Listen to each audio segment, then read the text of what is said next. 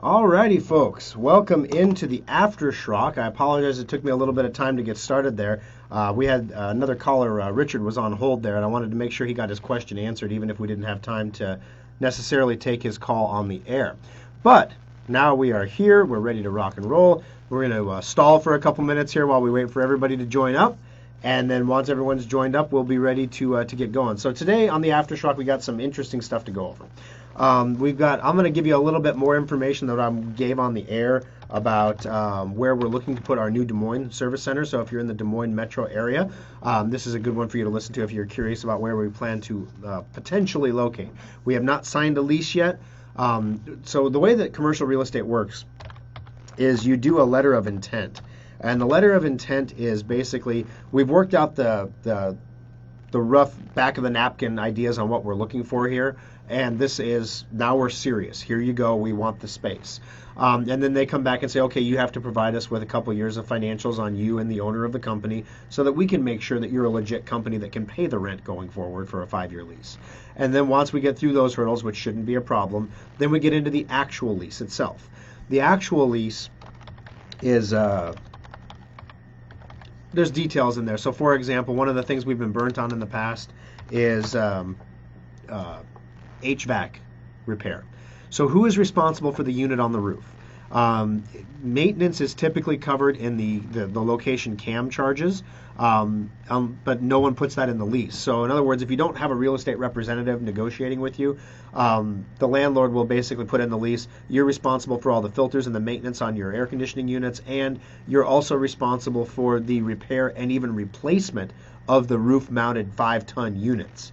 If you've ever bought a 5-ton air conditioner for your roof before, yeah, it's very expensive. And so yeah, we have one of our air conditioners in our Omaha service center is offline. It happened late last year, so we haven't replaced it because, it's winter. But in the summer when that comes around, we are on the hook for a new air conditioner, unfortunately. It's in the lease, right? So we're going through everything to make sure that kind of stuff doesn't happen with our new location.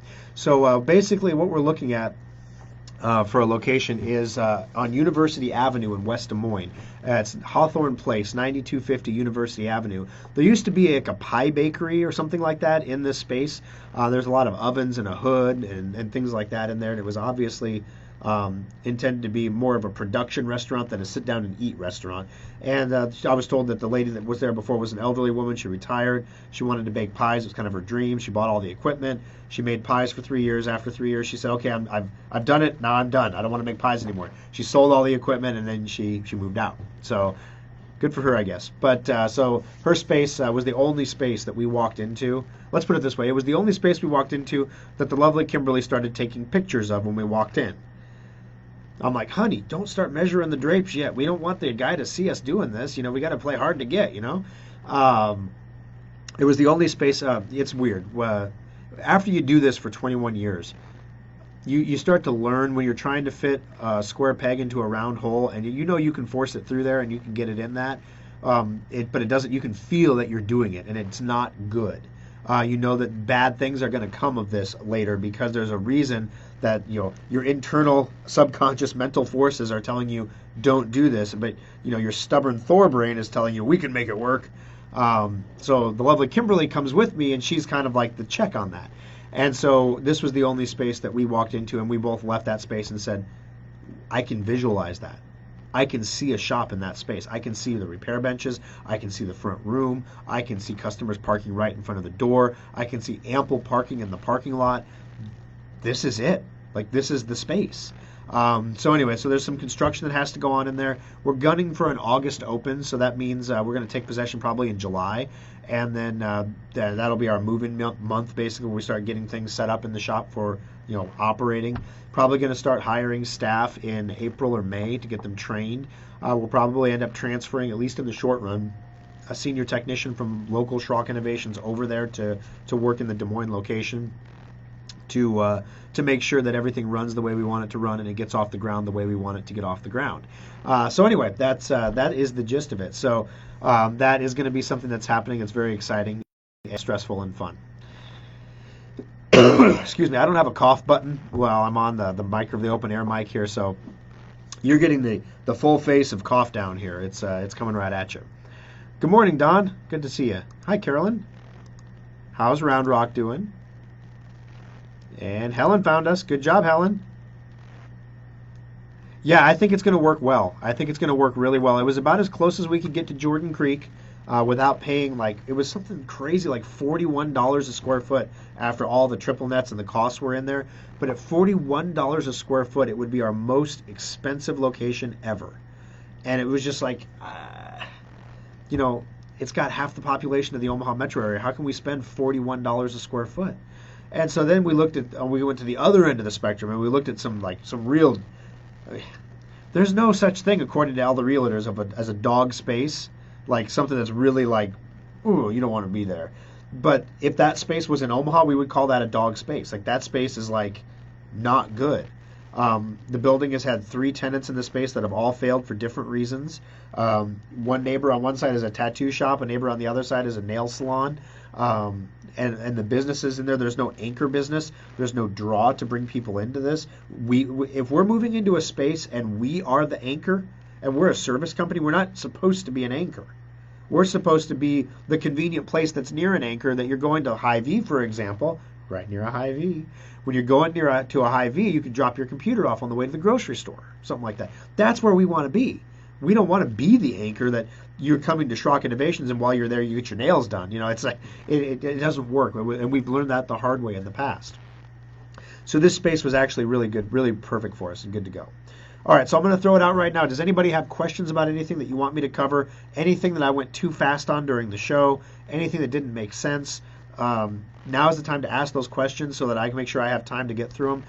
I can't promise you how long. You can probably hear my voice is starting to get a little raspy already. I can't promise you how long I'll be able to go on the After Schrock today without having like an absolute coughing fit, but I'll do my best. Alrighty, so just checked out your new location on Google Maps. Easy to locate. Yeah, that's what we look for. Accessible from both sides of the street. Accessible from the entrance and the exit to the business park. Lots of parking, and parking at the front door that was not exclusively handicap parking. Every other space we looked at had parking right in front of the door that was available, but all the spots were handicapped. It'd be great if we had a handicapped spot, because some of our customers are handicapped and it's nice to have that spot for them there. But if all the spots are handicapped, the majority of our customers are not handicapped individuals. So it doesn't do any good if all the spots, if we have the one shop that has all the handicap spots in front of it, effectively you're parking down the block and walking your computer into us. That's not good. So we want to make sure that there was a parking spot available for you there. Some of the things that we have to nail out in the lease still, are we going to have a dedicated parking spot? Like a 15-minute load-unload spot for Schrock customers only. Usually businesses are very hesitant to do that because if they give it to one business in the business park, then everyone in the business park wants it. And if everybody gets a spot or two, then there are no spots left for regular people. Excuse me. So we got to work that out. We'd like to have at least one spot that's reserved just for pickup and drop off right in front of the door where we can look out the window and see people that are coming in, that are having trouble, that need help getting computers in, so we can go out and just help them. That'd be kind of great. We want to get a mechanical button on the front of the door to open the doors. That's something that's not in the letter of intent, but it is part of our Schrock build. It is on the lease, or it is on the plans that we sent out. So technically they agreed to our plans, right? So those are the plans. And now we've got to, we got to make sure, we had to make sure the floors were included. Gosh, what else? What other mistakes have we made in the past? Paint. Paint is never included on a build out. They'll put the walls up, they'll do the floors, they'll do everything else, and then all of a sudden they're like, oh yeah, when's your painter going to be here? Well, our painter. So we had to make sure that they covered the paint, so that we don't have to, hire a painter to come in and shoot everything and mess around with that. We can pull our own data wires, but nobody likes to pull wire. And honestly, it's not a really good use of my technician's time. We can do it. We don't have to do it. This plan says they're going to pull the data wire for us, which is great. So all in all, I mean, literally this shop is, if you've ever been to our Papillion Service Center, the plans that I sent them for what we want is the Papillion Service Center. This space is about 200 square feet smaller than the Papillion Service Center. It won't have a warehouse space in the back, so it should be fine. So it might be a little shrunken from the plan, but the front area is going to be almost a carbon copy of the Papillion Service Center. TVs mounted on the walls, 6 display computers on display, a front desk with an ADA accessible counter, So you don't have to lift your computer up to your chest to put it on the bench. You can just walk in and just set it down and then do your thing. With a check writing platform on the counters, like we have a build. We know what light fixtures we use. We know what paint we use. We know what we want the floors to look like. We know what chairs we buy. We know what colors we want the desks to be and the granite countertop to be. We know how our benches look in the back. We know what our center islands look like. Like we know what we're doing. So we just have to make sure that we don't assume anything, because the second you assume something, they assume they're not responsible for it, and our turnkey build becomes a little less turnkey, which is really nice. Though they're going to manage the entire build, so we don't have to play general contractor. It takes a lot of an entrepreneur's time to do that. We can literally focus on everything that we need to do to get prepped up and ready to open a shop in Des Moines, which is really where we want to be. So any publications that you guys read in Des Moines, obviously the newspaper or whatever, but if there's any magazines, any kind of events that you go to that we should sponsor, any ideas like that from the local community perspective are always welcome for us to help out with. We're always available to local charities in the community to do gift cards for raffle giveaways and things like that. We would love to start that process now. So if any of you are members of an organization that need a charitable donation for a raffle or a giveaway, like a VFW post or something like that, let us know and we can get you a gift card for your drawing. Yes, right now you can't really use it for much in Des Moines, but we're going to change that like in 6 months. So it'll be great. Okay. Excuse me. So glad you're not going to Jordan Creek. Can you explain more about cable hunt as it relates to cable modems? Sure.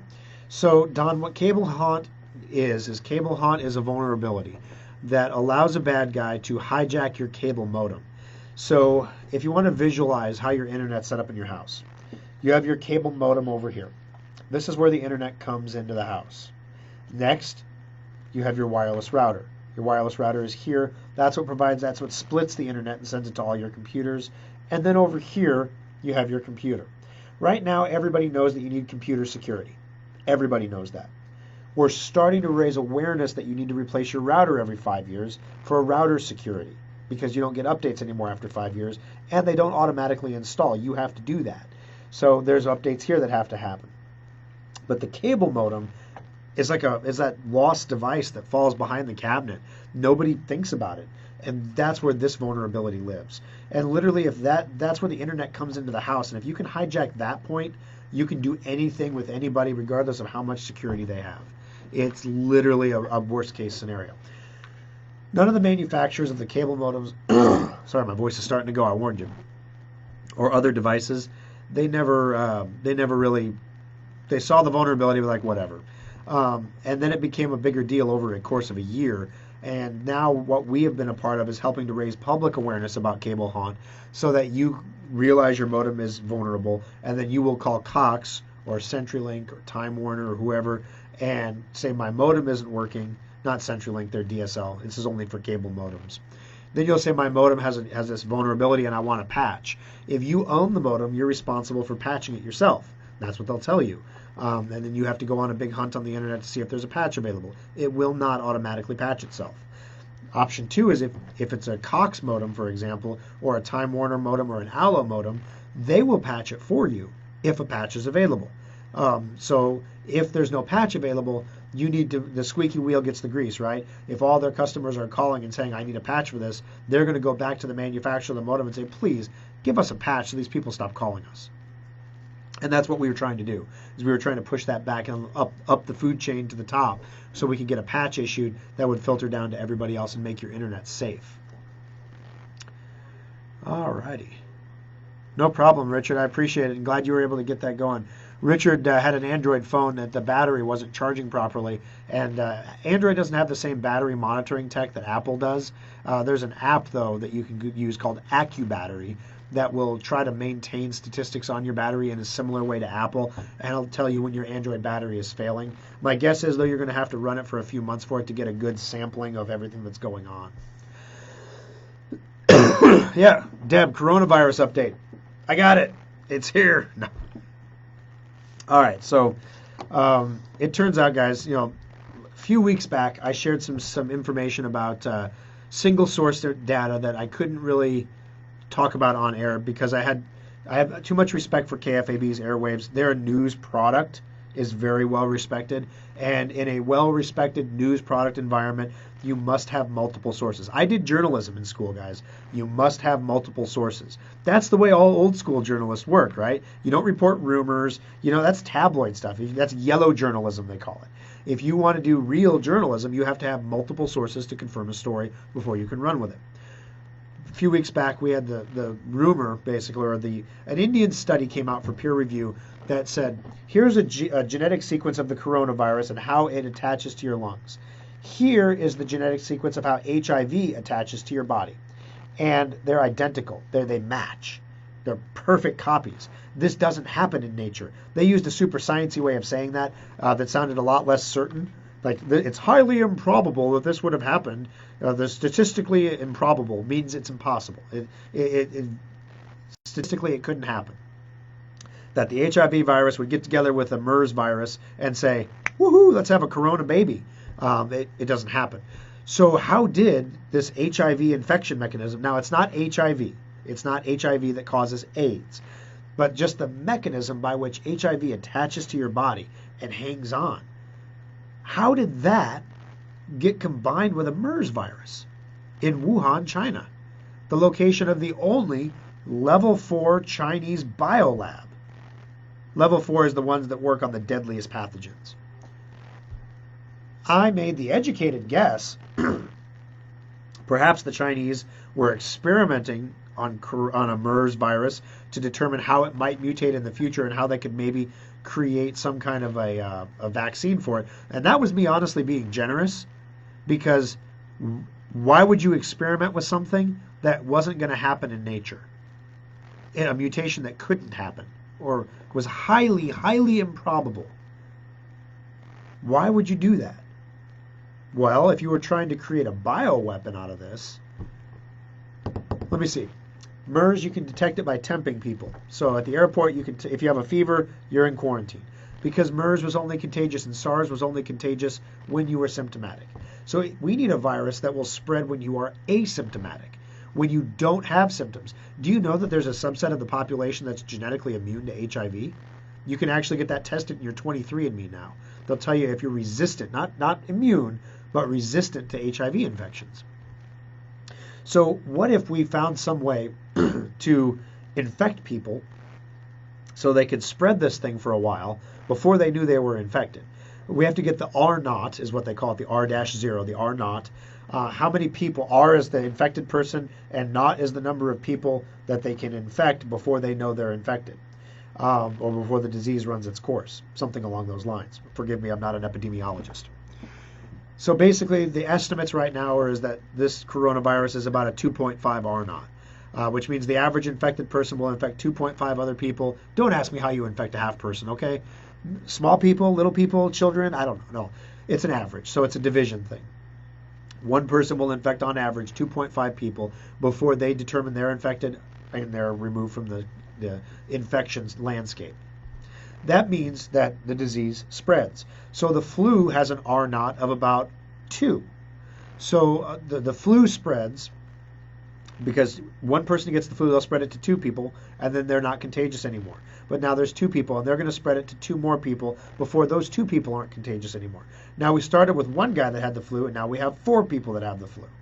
And you can see that over the course of a disease, then when the summer hits and it gets warm, hence President Trump saying the heat's going to kill it, very unscientific. And people in the scientific community laugh at that. Like, the heat of the summer will kill the virus.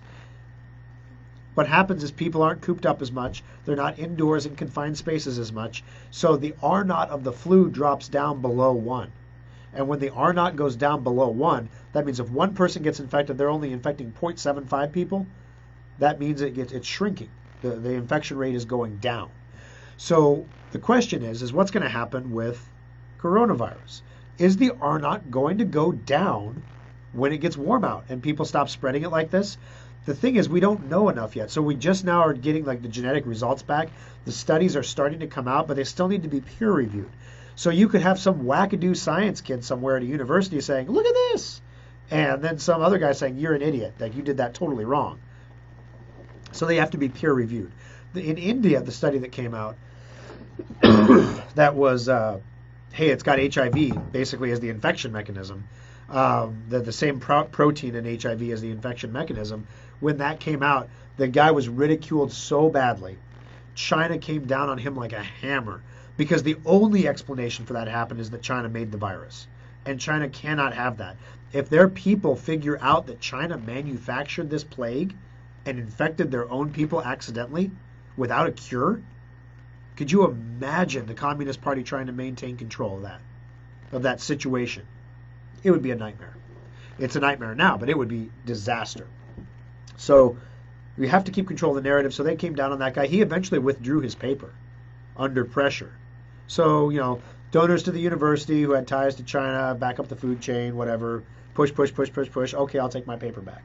Doesn't mean it wasn't true. Just means he withdrew the paper. Doesn't mean we're not going to see the same things coming out. The thing is, the paper was out there, so it was out for peer review. Peers started reviewing it. It's not going to go away now. Excuse me. It's not going to go away.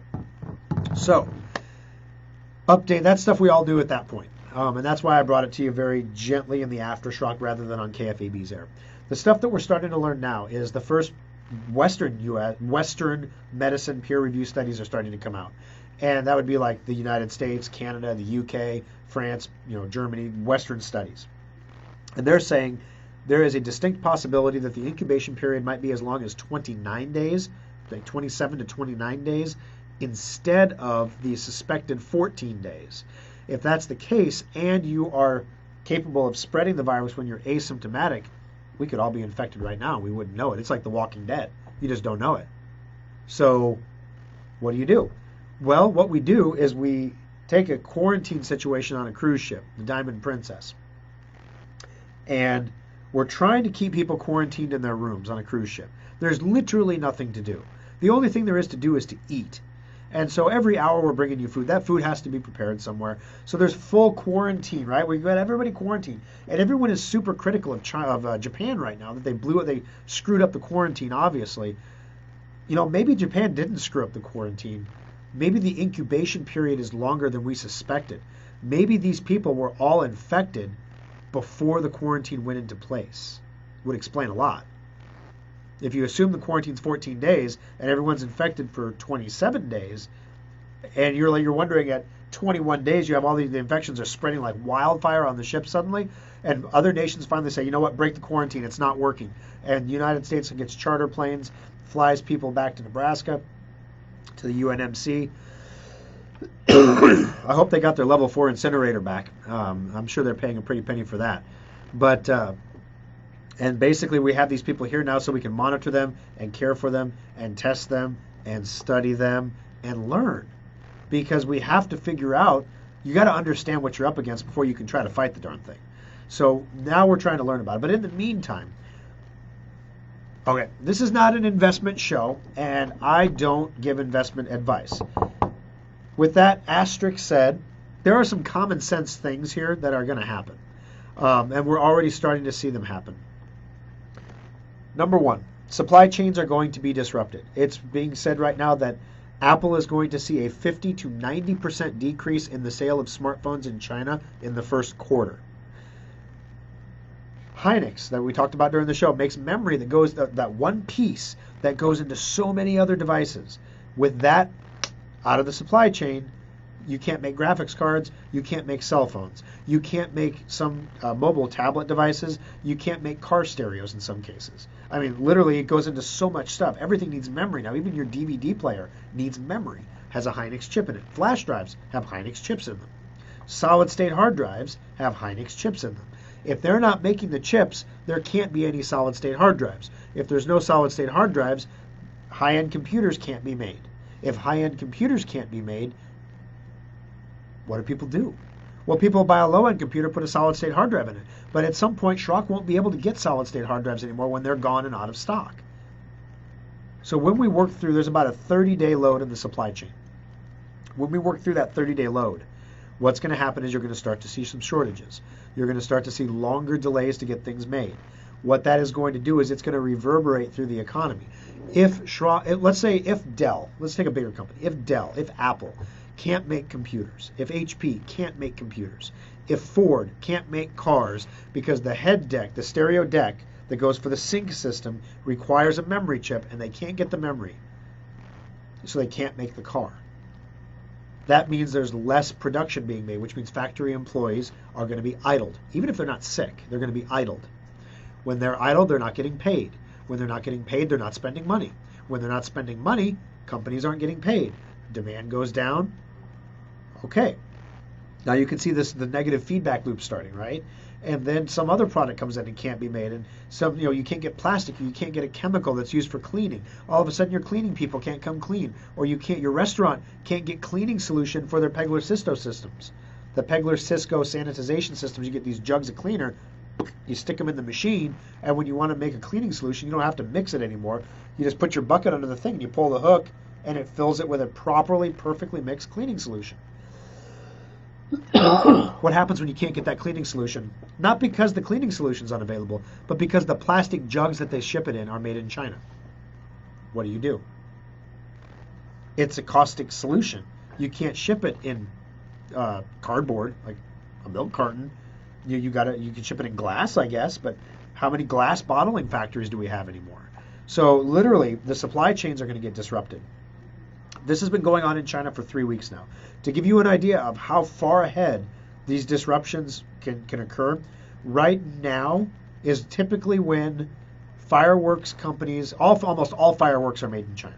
Right now is about the time when they're all going to China to go to the warehouses and the manufacturing plants to look and see what the new Chinese fireworks designs are for the year, so they can put their own little cutesy labeling on them and order them, put their order in, pay for their order, so that their fireworks can be delivered in time for the 4th of July. Right now, no one in their right mind is going to China for any reason. So, those things are not happening. Now, right now, everyone is banking. There's two arguments here.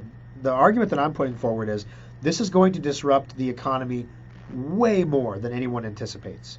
Yes, it's going to be a short-term disruption. Short-term meaning it's not going to be a forever. It's not an end-of-the-world apocalyptic disruption.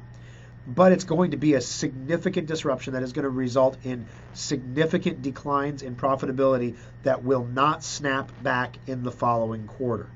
For example, if a restaurant can't open, number one, because people are afraid to go out, or number two, because they can't get the things they need to run their restaurant. People don't go out, if you can't go out to eat in January, people don't go out to eat twice as often in February to make up for it. Do you see what I'm saying? If restaurants need chemicals to clean and sanitize their restaurants, and they can't get the chemicals, so they find a workaround, they go out and they buy Clorox, whatever, and they're wiping, and it costs them a lot more money. They don't go back and buy double the chemicals in February to make up for the chemicals that they didn't buy in January. There's going to be loss of profitability that will not be recouped in the following quarter. Demand is not always elastic. We learned that in economics. So, in accounting. See, I went to college for something good, right? I got something out of it. I remember elastic demand. Woo! So, the thing is, you're either in the camp that believes that we're going to see that this is going to get really bad in the first quarter. Like, it's going to, first quarter guidance for every company, it's going to become the excuse for every company to be down. It's not priced into the market yet, and we're going to see a stock price slide. We're already seeing bond yields go down because people are like me, are jumping from the stock market into the bond market right now. Because I don't want to lose the 17% return on investment I've gotten in tech so far this year. I'm up 17%. That's the whole year, right? If I lock that in now, I'm good, right? Fortunately, buying a bond fund doesn't lock you into anything, but that's for a different show. But it's safer than the stock market. So that's one school of thought. The other school of thought is this is going to be something that is currently being contained. It's under containment right now.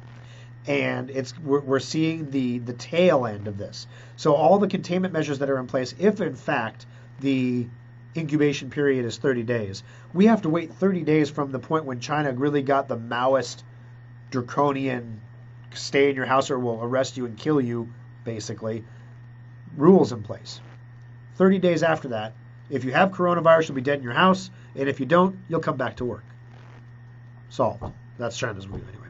So if that's really the case, we're going to see a first quarter dip followed by a significant recovery throughout the rest of the year. We won't get it all back, but we're going to get a lot of it back. We might see, instead of 2% GDP growth, you might see 1.5%, 1.8%, whatever. Instead of 3%, it might be 2.5. We're going to see a hit, but it's not going to be the end of the world. It's not going to crash the economy. But in the short run, it's going to be an incredibly difficult field to navigate. And some companies are going to navigate it successfully. Some companies are not even thinking about this right now. The great state of Nebraska, the great state of Iowa, they're not thinking about this right now.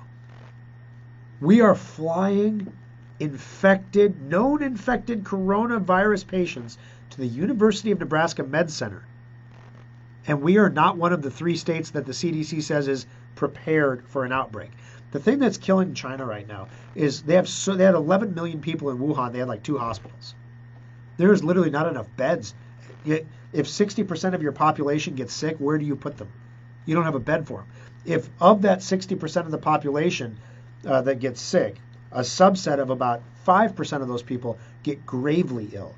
Like they need to be intubated because they've got pneumonia so bad that they can't breathe, they're going to die, right? The other thing is this thing is attacking organs too. It's attacking heart, liver, kidneys. It's crazy. So of those people that are very gravely ill, now we're starting to see the trend numbers that 60% of them actually die. So if you get gravely ill from coronavirus, better than 50% chance you're going to die from it. On the other hand, we have these people called super spreaders that appear to never show an outward symptom of coronavirus, yet can spread it. They can carry it. We're still trying to figure out why. So there's so many unknowns here at this point. And there's the old adage, the stock market climbs a wall of worry.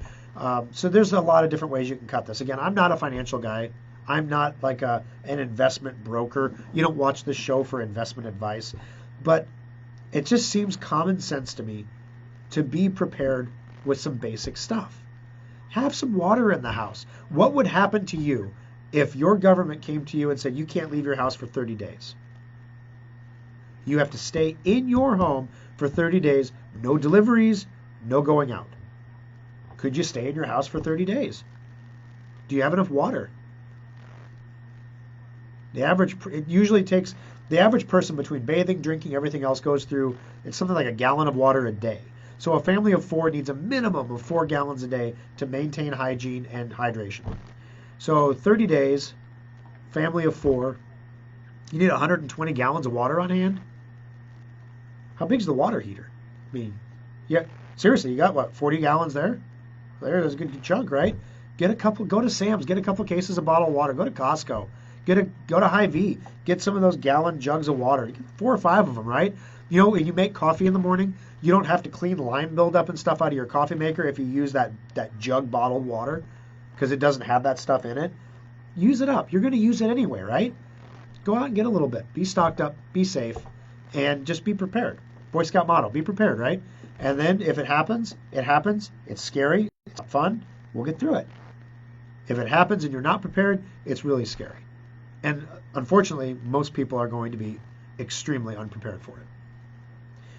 I was talking to my wife. I have this cold, right? Nothing you can do about it. It's a cold. I never get sick. And here I get a cold. And, what happens? What would happen if half the people in Omaha got a hospitalization level illness at the same time, or at least something that they were going to go to the urgent care to get checked on, right?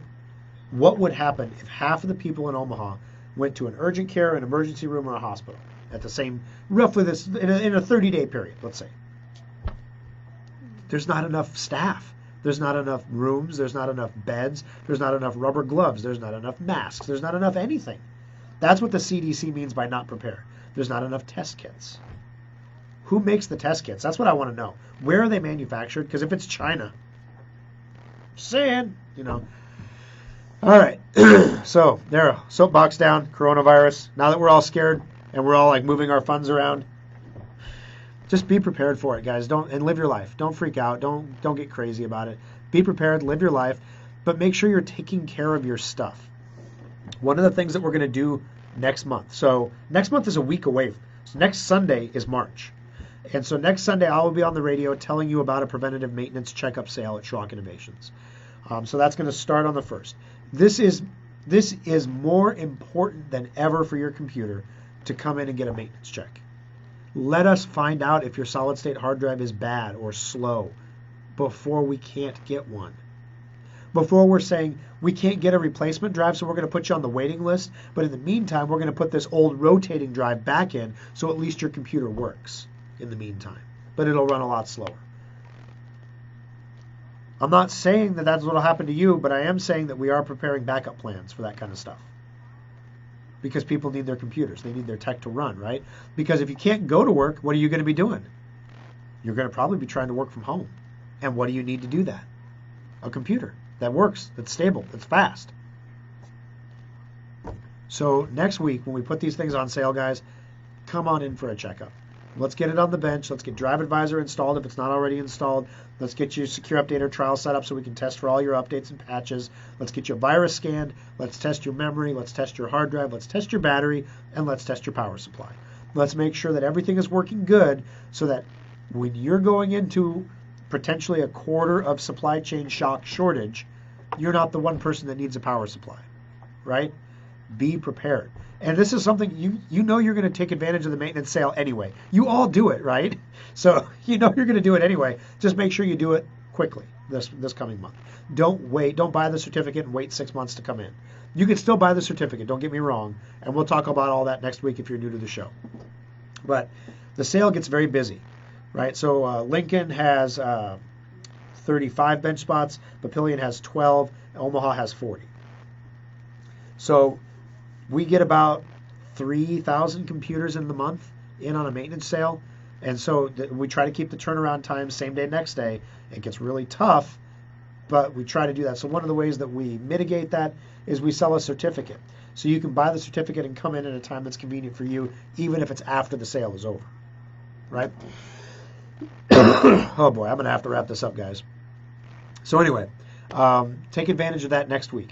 Make sure your computer is healthy and happy and working well. If we're calling you right now, oh my gosh, okay. So we had a customer that brought an external hard drive in for data recovery. Checks it in. It's an external hard drive. It's a hard drive enclosed in a single-use plastic box. So they're single-use clips. The reason they call them single-use clips is because you have to break them to open the box. So the clips are internal and it goes click. And then once it's locked down, you can't pull it apart again. So you literally stick a spreader in there and you snap and you break a clip. And then eventually you can get your separation tool in there and you can start popping the rest of the clips out. But you got to break about half of them to get to the other half. So when somebody brings in an external hard drive, it's on the sheet they sign that they're authorizing us to do diagnostic measures on the drive that could result in the physical damage of the drive. We're going to crack that thing like an egg and get the meaty good part with your data out so that we can work on it. Because sometimes it's the enclosure that's bad and not the hard drive. And if we figure that out, we can save you tons of money. It's not even a data recovery then. It's just it's a data transfer. It's $150 instead of $400 to $2,000. It's a great deal. So we open this guy's drive up. We find out he has crashed heads. He's going to need to have like $1,200 worth of work done to the drive. He decides he wants to send it to Seagate instead. So we said, that's fine. No big deal. So we package it up real nice in a box. He comes and picks it up, opens the box up when he picks it up because the box looks smaller than what his drive would look like. He sees it's just a bare hard drive. And he completely freaks out on Gabe. He says he's a doctor. He says he's going to sue us. This is awful. And, literally at the moment I get this text message, I am in a movie with my wife. Friday is the only day of the week I take off. I spend that day with my wife, and we go out and we do stuff. And I do my best to not be bothered with work stuff during that day. I am at the Alamo in a movie with my wife. Now, if you've ever been to the Alamo, you know that you cannot answer your phone in the Alamo. They'll kick you out. Even for looking at a text message, they will kick you out. So my phone's going off. I'm getting up from the movie, going out into the hall. What's going on? And he's like, this customer is right here in the lobby right now. He's not going to leave until he talks to you, and he is mad. And I'm just like, you know what? I'm sorry, I'm not available right now. I'm off today with my wife. And it's the only day of the week, so I will call him back tomorrow. Okay, he says he's going to sue us.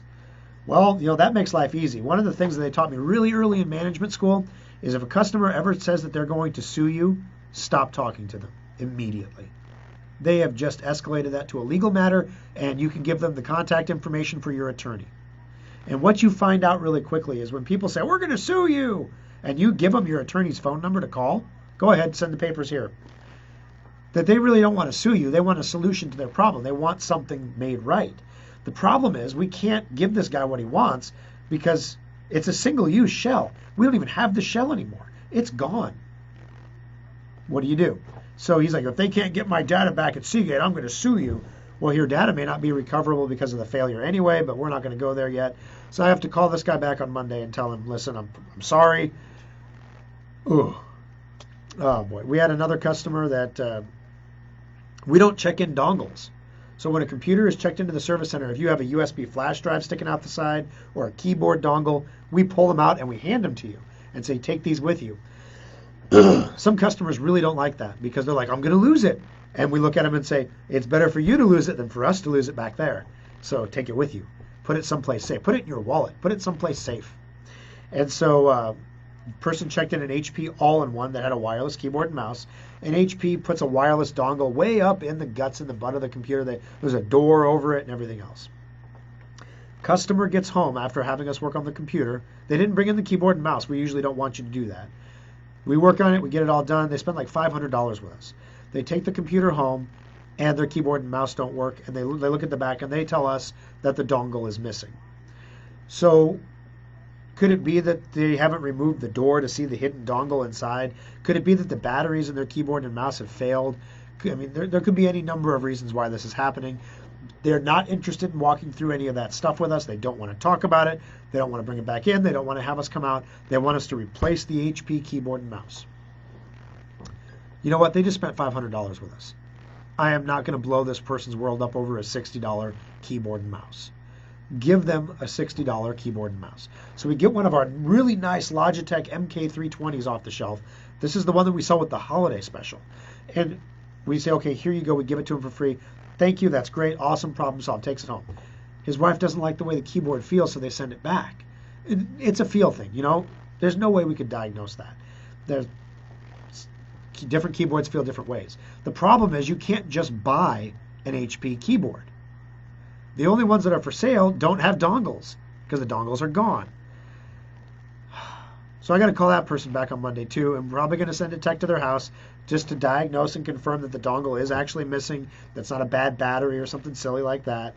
And then we're going to hit the reconnect button on the bottom. The keyboard and mouse were separated from the computer for an extended period of time. We updated them to a new version of Windows 10. Did you repair the keyboard? I don't know. So we'll send a tech out to figure that out. But like the keyboard and mouse combo for the HP computer, and it's a junky keyboard and mouse. It's a basic China. It's a $4 keyboard and mouse. But on eBay, a working set is like $80. We're like, you got to be kidding me. So worst comes to worst, we're going to buy them a keyboard and mouse. But let's see if we can't fix it first. And then it was just like on Friday, it was like I got that call, I got that call. I got a third call that I'm not even, oh yeah, it was the 4% hard drive guy. Got that call on Friday. I'm like, really guys, I'm really trying hard not to be at work today. And everyone is calling me like, Thor, we need you to handle this one thing. And I'm like, I'm not available today. But I am. I have to be. The pains of entrepreneurship. All right, last call for questions before my voice completely dies on me.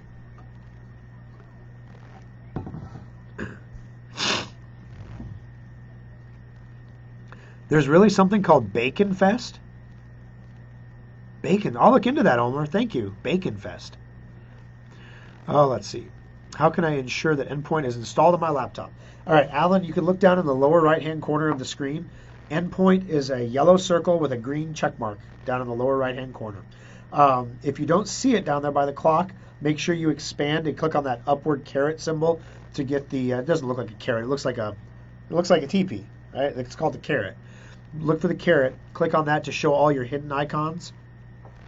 But you'll see your endpoint icon. We typically drag it down into the visible icons so that you can always see it and know that it's running. So look down there for your endpoint icon. If you don't see it, give us a call in the service center. We'll do a Schrock desk and connect to make sure that if it's not visible, we'll check the subscription, make sure everything's okay, and then get it reinstalled for you if you're having an issue with it.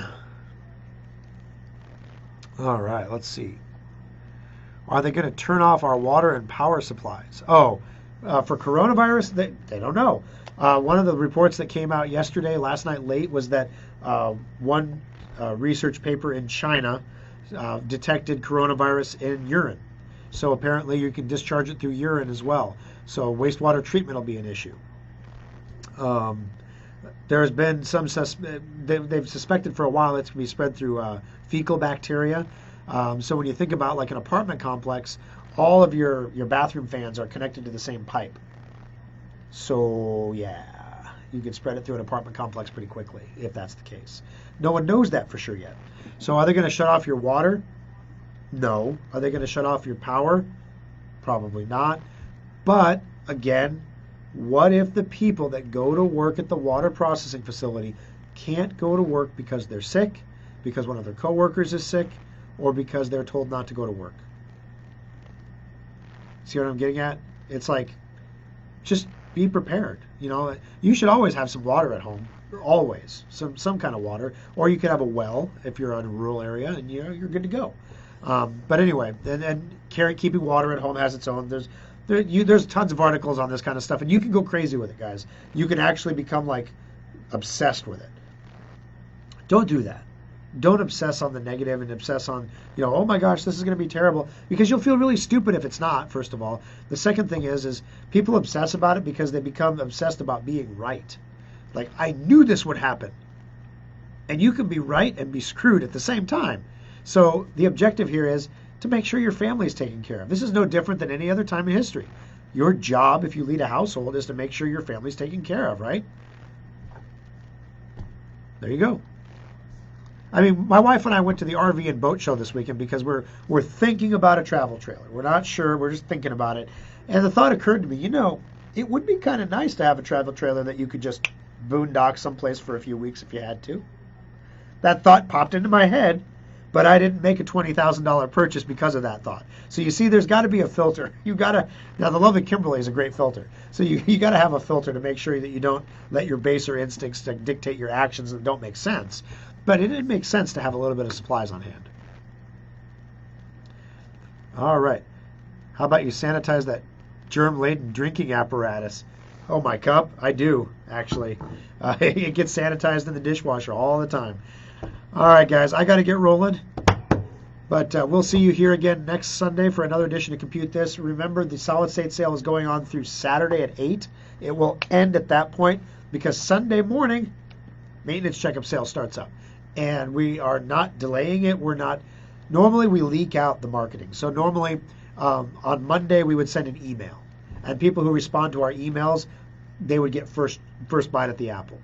Thank you for allowing us to send you emails about important things. We don't spam you. We send you an email once a month about a sale at most. And if there's something super serious, we'll send an email about that. That's it. Second thing is, we'll go on Facebook and we'll post an ad there and we'll post a thing about it there. If you follow us on Facebook, thank you for following us on Facebook and liking us and doing all that stuff and sharing our stuff. You get second bite at the apple before we let the masses know about it. Then about the third week, we get on the radio and we do the radio shows about it. Now it's like you only have 2 weeks to get it. If we do it for the full month, right?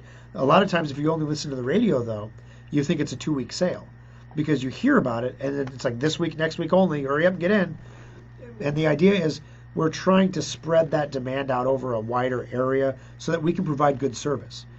This time around, we're going to accelerate that time scale a little bit just because we want to make sure that people can get in, and we're expressly worried about solid state hard drives. They are going to go unavailable at some point, at least for a month. And when that does happen, we'll be going to Best Buy to buy solid state hard drives, and they're not the best solid states, and we're going to be buying them over there. It's just we're gonna find them where we can find them to make people's stuff work, right? We want to find out that something is not working while we can still buy the good stuff and do the normal levels of work we would normally do. Not everyone's going to come in. You're supposed to have one every 6 months. We have 26,000 people in our database, and like I said earlier in the show, about 3,000 people bring a computer in. Some people bring in all their computers. So if we see about 3,000 computers, that's only about 2,700 customers out of 26,000. So yeah, not everybody does this. But the people that don't do it are the ones that come in and end up with $500 repair bills. That's how it rolls. All right, we'll see you guys again next week. Stay tuned. We'll have more information for you, and we'll look forward to talking with you then. Have a great week.